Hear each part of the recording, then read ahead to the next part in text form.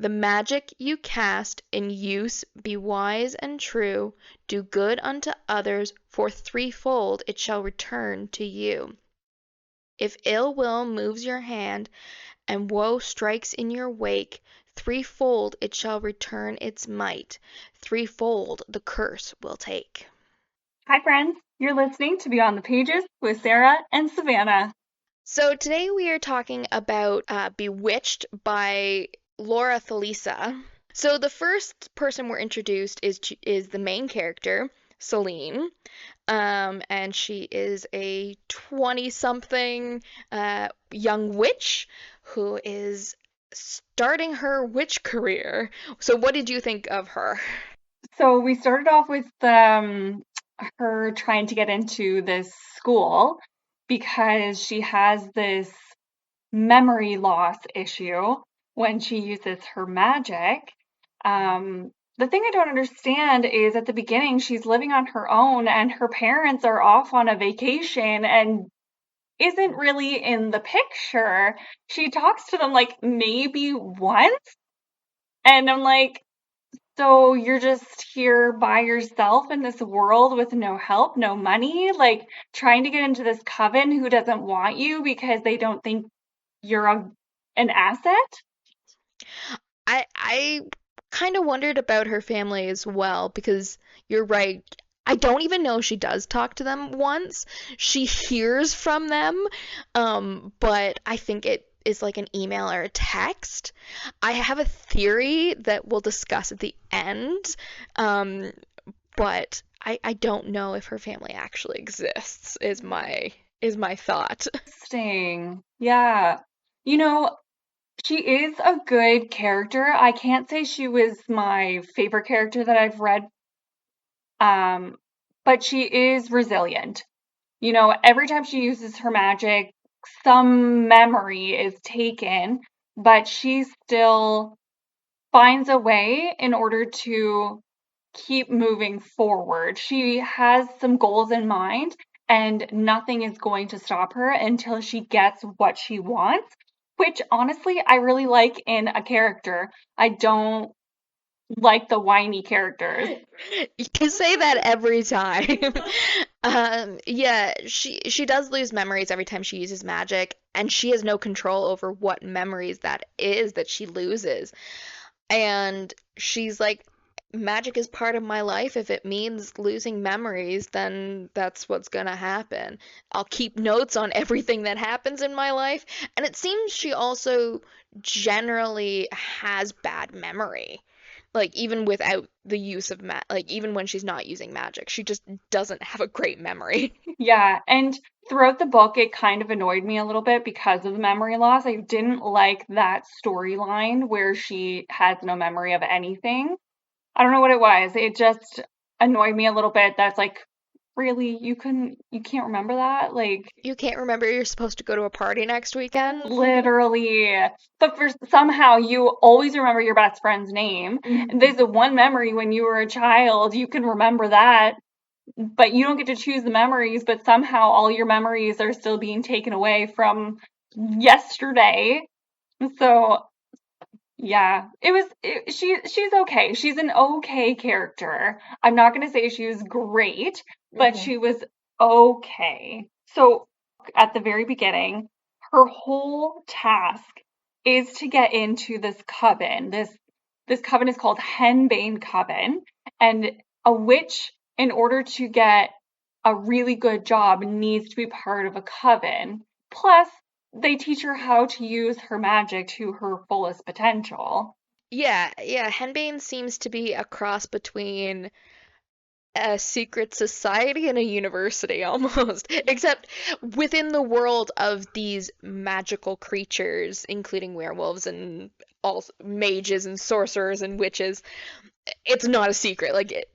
The covens exist, and this is just the one that's in her area. So it's a university where they're learning um, how to use their magic properly, what sources guide their magic, stuff like that. And they require every student to complete I can't remember what they call it, but it's essentially an adventure, a journey of some kind. A magical journey. Yeah, that helps their magic awaken or like helps them become in touch with their magic. And they also are they've refused Celine entrance to the coven twice already. And then this time they say if you do a better journey than the one you already submitted and you find your familiar, we'll accept you. So she does go on this journey, and that's where things start happening. And if you're not um, familiar with what familiars are, it is like a creature who is your best friend, basically, who has your back. So it could be like a rabbit or an owl or Yeah, I think Celine's friend Sybil's familiar is an owl named Merlin, which is kind of ironic. I never even knew that, honestly.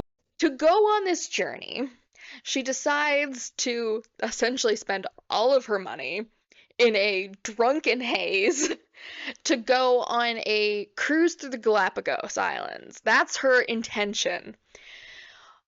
But that doesn't happen. So we're introduced.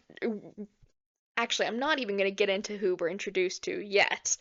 Tell us about her journey. What happens on her trip to the Galapagos? Honestly, in the third chapter. Mm-hmm. At this point, I feel like the chapters are moving so quickly. Like the changes from chapter to chapter is kind of weird to me. It didn't have enough detail as to what was going on. I got a little confused because all of a sudden she was on this plane and she's hearing this voice and then she's seeing this blue magic and what is happening and what is going on? And then this plane is being jerked, and all of a sudden they're falling through the sky, and she's like, oh my goodness, I have to save everybody on this plane. And so she's using all her magic to steer this plane and land safely. Safely crash land.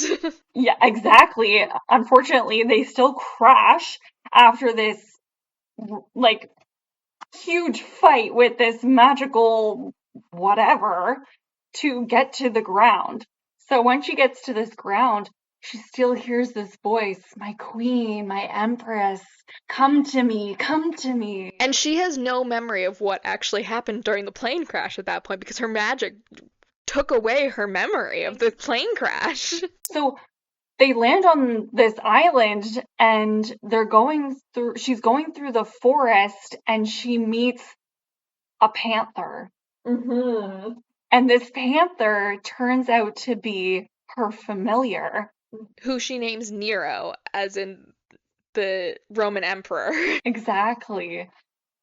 And then, so she continues on this journey through the forest with her familiar Nero, and they get to this crypt basically in the ground where she goes through, and there was not a casket, a sarcophagus, and there's words all over this wall that's breaking all these words with just a single touch or a single word from her. Mm-hmm. And when she opens it, it's a random dude that she's like, who is this? But then she touches the magic around him and wakes him up. Mm-hmm. So we're that character that this magical guy that we meet is Memnon, the main male character. Does this name have any connection to the ancient history either? Because I just think it's the most ridiculous name. At the end of at least the ebook that I was reading, there's a bit from the author about where she got some of the names and including, I believe, the name Memnon. And it has some connection. I can't remember what it said, but she drew from different cultures from the ancient world. So, quite possibly. Okay. Did you like Memnon? That man is a walking, talking red flag from the moment you meet him. He gave me the ick. I could not wrap my head around this 2,000-year-old man. And okay, I get it. Like, vampires, fine, they're super hot, whatever. But this, like, 2,000-year-old sorcerer, I was like, ew. I guess like it's I don't know if it's actually explicitly said, but he was put in a essentially a spell that stopped him from dying, stopped him from aging, stopped him from disintegrating for thousands of years by an unknown person at this point. There are theories in my mind of who did it, and why, but we don't know exactly what that was. Yeah. So after she wakes him up, there is this time where he escapes and she is essentially stuck in this crypt or whatever. And she does eventually escape and gets back to the plane, I guess. And again, there's this like time that the author just kind of didn't explain, and all of a sudden she was back home. Yeah, all of a sudden she was moving into Henbane College. No, she wasn't moving in yet. She was still at her apartment, but She's like packing up or Yeah. but either way, the author jumped into her going on this plane and then jumped her back to reality. Mm-hmm. And she couldn't remember the plane crash, but somehow can remember everything else, even though she continues to use her magic. But anyways, after that, she then moves into Henbane Coven because she found her familiar and she was all over the news for saving this plane. And she finally gets to live in a place that she has been trying to get into, and she gets to live with her best friend Sybil. yeah, they move she moves into the dorms on the campus and she starts going to classes. She is doing well, but there's a nagging feeling that something is, at least for the readers, that something is still to come. Yeah. How could it not? Whenever we haven't heard what's next with Memnon, where Yeah. did he go? What is he doing? We have no idea. Yeah, and then people start turning up dead. There's a couple people that end up, a couple witches specifically, that end up being found murdered, at least two of which are found by Celine. Yes, the first one was when she was running outside with Sybil some morning before classes. And then the second one, Nero came into her room covered in blood. Yeah, because he had found this witch.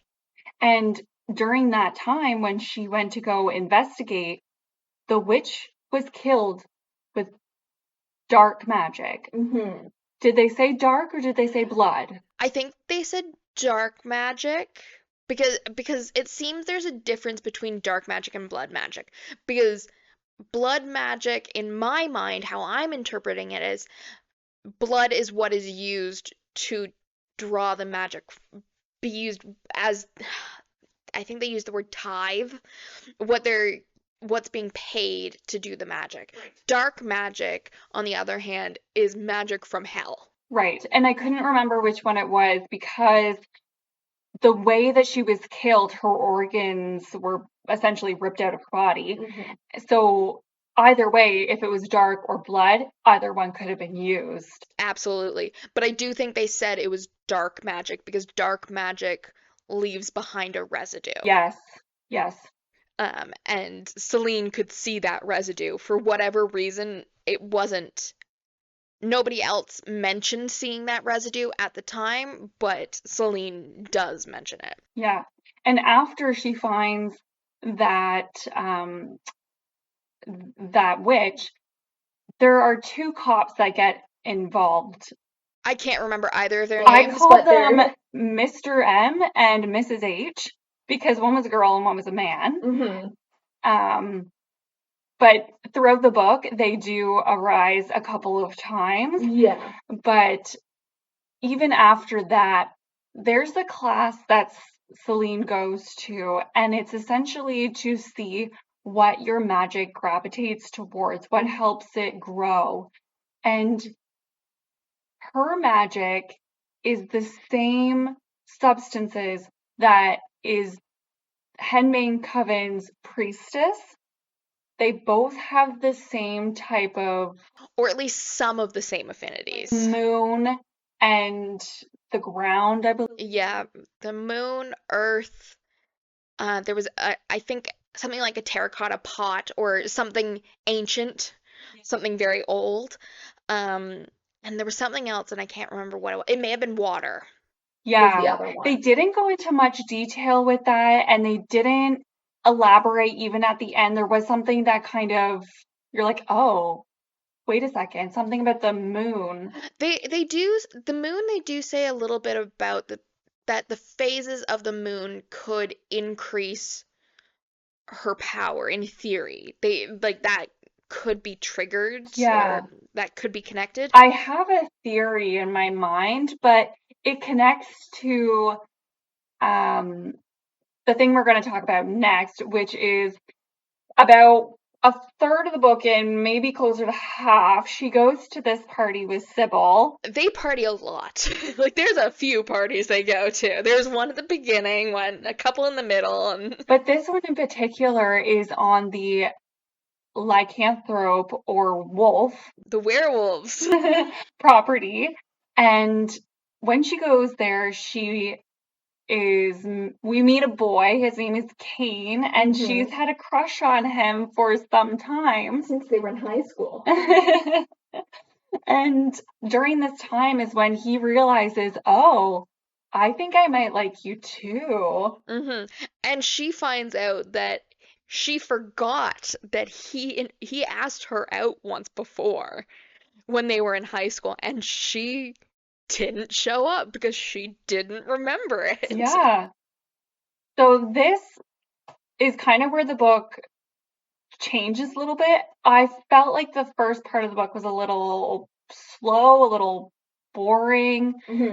Despite the fast pace of it, it just didn't give me enough. And then during this party, this is where a relationship kind of started to form. But as we all know, this is also the part where Memnon shows up again. I think he had shown up before this point and was just being a bit of an ass. Did again though, but it wasn't much. It didn't give anything. It was just like him showing up. The interesting dreams had already started with Memnon. Those had already started. He was manipulating her dreams. We learned that later on. He was let's say it honestly, giving her wet dreams. Yeah. But during this feud, he shows up with all his power and all his might to protect his girl, basically, because Who's not really his girl. no, not at all. But he's like, who is this werewolf who thinks he's better than me? And basically takes Kane and chucks him out the window. Yeah, nearly killing Kane, who is the werewolf. And he grabs Celine and they go to this, I don't know, a mountaintop, I guess.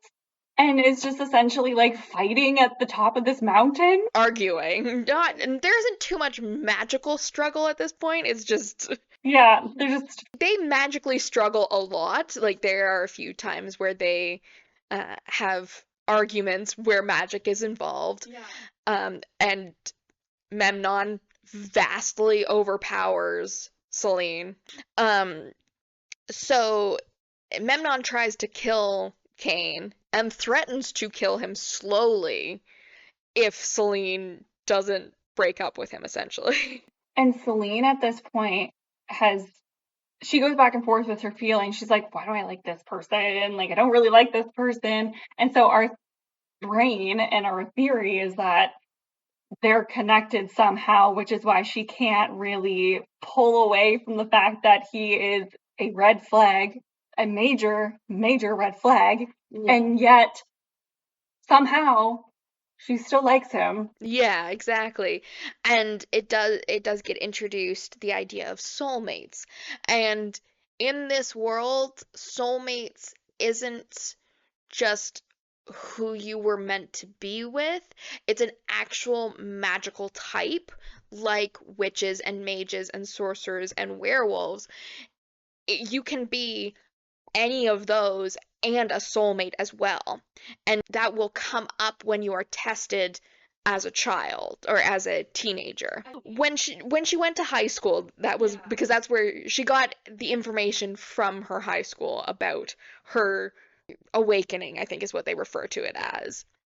So she finds out that she is a soulmate eventually, after refusing to believe Memnon when he says that she is a soulmate and his soulmate.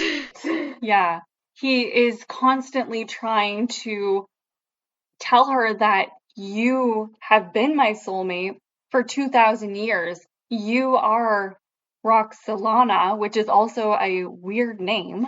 That one is a name that is mentioned in the thing from the author. Yeah, I guess I need to read more ancient Greek information because I'm reading these names and I'm going, what? Maybe next we need to do Percy Jackson. But yeah, during the book, he's constantly speaking in multiple different languages, whether it's English or Sarmatian, I think it's. Which is apparently a real language that I had never heard of. And there was a couple more that they were speaking. Latin and ancient Egyptian and stuff like that. Yeah, and anyways, he keeps calling her my soulmate, my queen, my empress. You are Roxolana, and she goes, "No, I'm not Roxolana. Celine." And he goes, "No, you're not. You have tattoos." And she goes, No, I don't. so they're just not listening to each other. And that is one of the things that really bothered me because I'm just like, how dumb can you be? Guess it didn't really bother me as much because, like, there are other books, like Fourth Wing, for example, where the communication just doesn't happen. Like, they aren't talking to one another about their problems. These two, Memnon and Celine, they are talking to each other and they're both saying what they believe to be true. They're just not acknowledging that the other person believes it to be true. Yeah, yeah. So it's kind of a weird non-communication trope. I guess. Yeah. You know, halfway through this book, though, like after that fight, they do start to communicate a little bit better. They start to understand that, you know what? Maybe what you're saying is true. She shows him some of her. Childhood pictures. Yeah, and he starts telling her stories, and she starts getting flashbacks almost of things that have happened. Mm-hmm. Or at least acknowledge, like, internal acknowledgement that they happened. As a soulmate, you are able to speak to one another through this bond, and you're able to. Draw on one another's power. Exactly. Yeah. And so during her struggles at this school, there's one thing that she has no money. She has no money to help pay for food or whatever. And so while she's looking at, some side jobs while she's at school, she meets this girl and her name is Casey. And Casey kind of mentions there's a spell circle that you could join, and everybody who's there gets paid $500. Mm-hmm. And she goes, "Oh, well, I don't know if I can do that." But she's in a bind and she has no choice. And I think from the moment she's introduced to the spell circle, she acknowledges that it kind of sounds a little sketchy because the information isn't all that clear about what's gonna happen. So Casey isn't all that forthcoming about it. No, but it is a really big turning point in this book. And it is the point in the book that I really hung on to. It was the most interesting. Yes, when we actually get to the spell circle. Exactly. And this spell circle is actually located within her dormitory. Or underneath Henbane, I guess. There's an entrance through her dormitory. Yeah, you But have to go through the library, down a staircase, through a wall. yeah, down another staircase. Like, it's way out of the way. And so when she gets to the spell circle, she's kind of accidentally separated from Casey. She doesn't know where Casey ends up. And they're told to put on these masks and cape, remove your shoes, and then they're given something to drink. And Celine's like, I don't trust you people. I'm not gonna drink this. So she's fully aware of what's going on while everybody else is like drugged out of their mind. And they start casting a spell, and this creature comes in with a young werewolf girl. We learn through they're doing a spell that's a binding spell.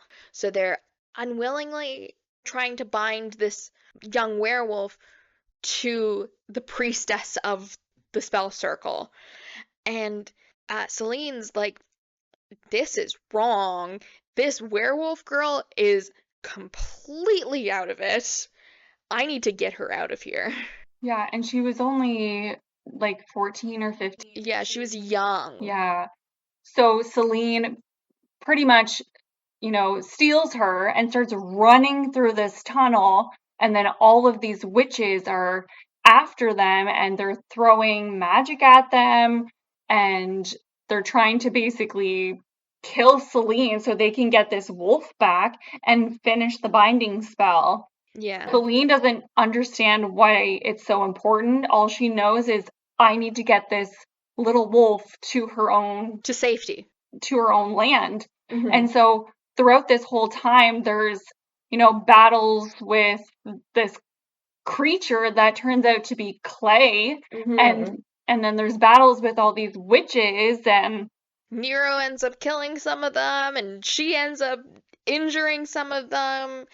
And during this whole fight, Memnon is in her head saying, use some of my magic, use some of my magic. But even before that, he was like, what's going on? What's going on? And I'm like, oh my God, shut up. Yeah, and she does use some of his magic to help her survive, but also help her get the wolf away. Yeah.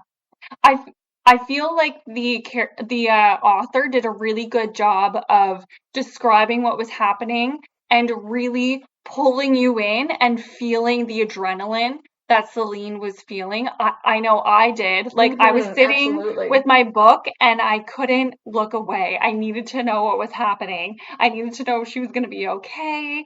Like, it was an adrenaline rush. Absolutely, I agree. And so she does end up getting the werewolf back to Packland and to a werewolf who takes her and gets her home and gets her healed and everything. And then Memnon comes and saves her and takes her home and heals her up. And it's like, okay, so this is really, really sweet, but you're an asshole. I know. It's very, what is the term? Stockholm syndrome. Yeah. Like, that's the only thing I'm feeling, and I think that's why I keep getting the ick with him. Yeah. I don't like him. I think I like Kane way more than him. Yeah, because Kane appears to be a genuinely nice guy. And an alpha. We don't know exactly what his rank in the pack is. We know that he is quite high up in the pack, but we don't know what level, because it seems a lot of the other werewolves that are around defer to him, and he knows things he shouldn't know. Yeah. Necessarily. So Celine essentially accepts that Memnon is gonna help her and do what he does. And then the police come back to her and they want to know some more information about what she was doing when she found the two bodies. And she can't remember what was going on because of her magic again. It's really inconvenient for her. And I believe she does say that like when she's being interrogated. It's really inconvenient that she loses her memories. I just don't understand how the police is essentially blaming her when they have no proof as to anything that she's done. Her magic isn't like on the witches, like there's nothing there to trace her back. It's just that she happened to be there. But I yes, she happened to be there, and yes, she doesn't have memories from the time. That's what's inconvenient. But we do find out near the end of the book that they did have some proof or some bad evidence. That was from the spell circle, though. That wasn't from Yes, the murders. but so what they find is Celine's shoes that she was wearing at the spell circle, and they are covered in the blood of one of the witches who was there, Casey, who is at this point missing. They don't know where she is. So they find these bloody shoes, or they are brought to the police. And the police assume because Casey is now missing and Celine found two of these bodies, they make a bad connection and say, because they're Celine's bloody shoes, Casey's missing, Celine found the dead bodies, she must have killed them all three of them. Or Yeah. all four of I them, still because don't there think is it's another enough one. evidence, but I guess this is what we're going with. Either way, the book continues and Memnon keeps flipping back and forth between his emotions of, I hate you, I love you. I hate you, I love you. And he essentially is like, I need you to remember. And I know exactly how to get your memories back. Mm-hmm. Meet me at the ball. Yeah, there's another party, and he says if you don't reverse the spell on yourself at the ball, I will make it happen. And let's just say he does make it happen. We're not gonna talk about how. The ending was a little wild. A little? Yeah. And there are some things that he requests that it's just like, okay, sure. I don't understand why, but I guess we'll have to read the next book in order to find out. Maybe even the third one, which hasn't come out yet. So this book is part of a trilogy. And the second book, which is called Bespelled, is out. And there's also a novella, a prequel novella that takes place during Memnon and Roxolana's life, is my understanding.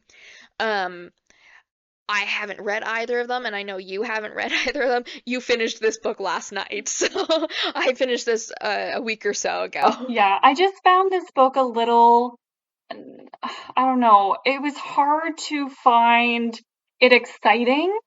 There were exciting parts to it, but I didn't enjoy a lot of the, Filler bits. yeah, it wasn't enough. I know a lot of the world building is kind of boring, but I find that it's what makes the book. It makes you understand what's going on when you're not really understanding what the author is trying to get at. So the first half of the book was like, I don't understand why Memnon is like this. I don't understand how she got to this point. I don't understand. Like, there's just so many. Yeah, there's so many things. Even at the end of the book, you still don't understand what's going on fully. And I think that's where our theories come into play. Yeah. So, my first theory that I mentioned about her parents, I don't think they ever existed. Like I said, I think they are made up. I think that Roxolana, or Celine as she is called at this point, um, somehow managed to de-age herself using magic and set herself up in this time period. I don't know how. I but I don't think her parents actually exist. I think she might be on like a reincarnation spell, maybe, where it's been 2,000 years. So she basically died and came back to life. Or maybe it's, I don't know, maybe it's, yeah, reincarnation perhaps.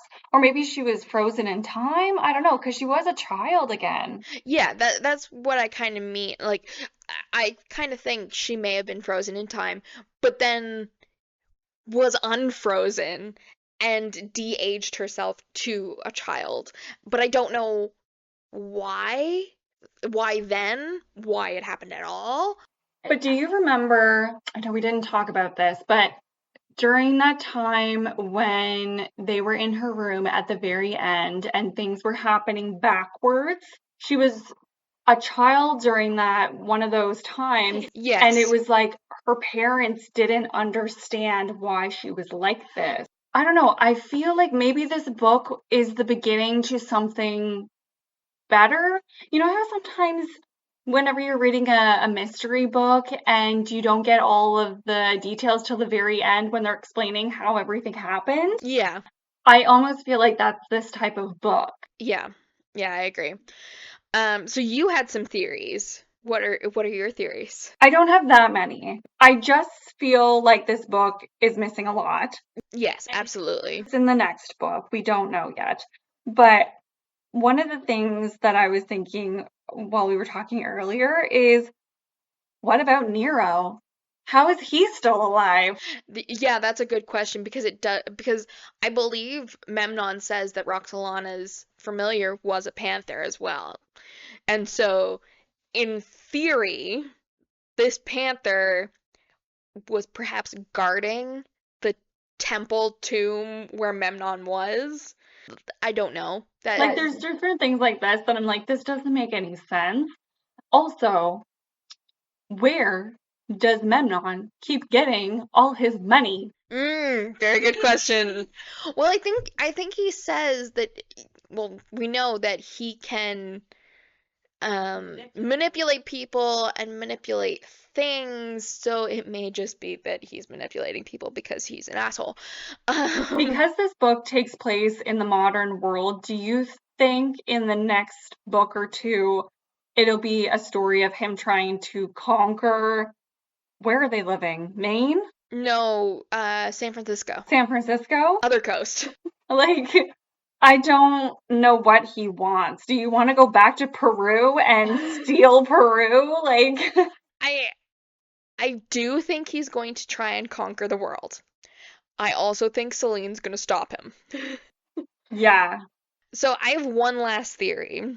I don't know if you have any more. So my last theory has to do with Cain and Memnon and Celine.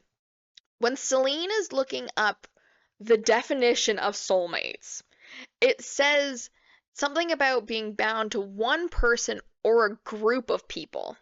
Oh. I wonder if Cain is also a soulmate and also one of her soulmates. Though there is, like, she does say that kissing Cain is different and feels wrong compared to kissing Memnon, so that could be. But maybe they're still important because at near the end of the book, during this, before the ending, she has a phone call with Cain, and he's trying not to transform, but he's letting her know that The police are coming. that she's part of his pack and they will Oh, protect yes. her. Yes. And it is during one of those significant moon cycles. Yeah, it's the full moon. And during her class, where she found out what she is more gravitated to for her magic, one of them was the moon. Yes. And you're absolutely right. When she saved the girl, Kayla, I think was her name. I can't remember for sure. I think it was Kayla. Um, because she saved the little girl, the wolves have essentially said, "We will defend you with our lives." And with that, Kane is saying, there is a werewolf on the police force, and he told us they're coming to arrest you right now. Yeah. And there was a little bit of foreshadowing for this as well. During the party with Cain, whenever she was not wanting to leave Sybil with one of Cain's friends, he was essentially like, you would make a really good wolf pack. Yeah. Yeah. You'd make a really good wolf. You don't want to leave one of yours behind. Yeah. I had different thoughts when that scene was happening. I thought it was foreshadowing Sybil dying. Sybil being the next victim was what I thought it was foreshadowing. It wasn't. But you don't leave your girl, like, if you come as a group, you don't leave separately. Like, that is girl 101. Do you remember during the ending when Memnon was trying to manipulate her and he was essentially, what's the word, bluffing with everybody? And I don't think he was bluffing. why would he just take her best friend? I think he could have just taken Sybil and done what he did to Sybil, but I think it made a bigger impact. It made it harder for Celine to make the decision. Even though she took forever. Anyway, this book had, I'm going to say, one chili pepper. It wasn't over the top, but it also wasn't all about, spicy scenes. Yeah, there were a few, like I said, wet dreams that were 1.5, maybe. It's sometimes nice to read. It was very mysterious. The writing was okay. The plot of the book was confusing. It jumped around, like you were saying, the first half of the book jumped around a lot. It didn't jump back and forth, but it jumped forward. Like, there were big chunks of time that were skipped. I was like, I don't know what month we're in. I don't know how long has taken place. Yeah. I think it ended in like October, but I'm not sure about that. Yeah, I'm not sure either. I think you're right. It was a Halloween. Samhain or Harvest or something like that. Yeah. Would I recommend this book? I'm going to say if you like mystery, you would probably enjoy this book. I would definitely recommend it. I did like it. I'm not one for mystery. Every now and then it's fine to read one, but it's not my absolute favorite. I mean, I have half a bookshelf of mystery Exactly, novels. which is why you liked this book a lot more than I did. So I'm out of 5, I'm gonna probably give it like a 3. Okay, I would say 3.5, 4. It's not a 5-star. Definitely not a 5-star. But I did enjoy it. And I probably will read the next one. Oh, I intend to read the next one, and when the third one comes out, I do intend to read that. I know the author. I'm following the author on Instagram, and she posts a lot. She posts more than most authors that I follow. Well, thank you so much for listening, everyone. This was a great episode, I found. Yeah. Thank you so much for listening to our 2 previous episodes as well. We really appreciate the support, but please tell a friend, hit the subscribe button and the like button. Follow us on Instagram, and you can always find new updates from us on our website, beyondthepages.ca. And remember, bookmarks are for quitters. Bye. Bye.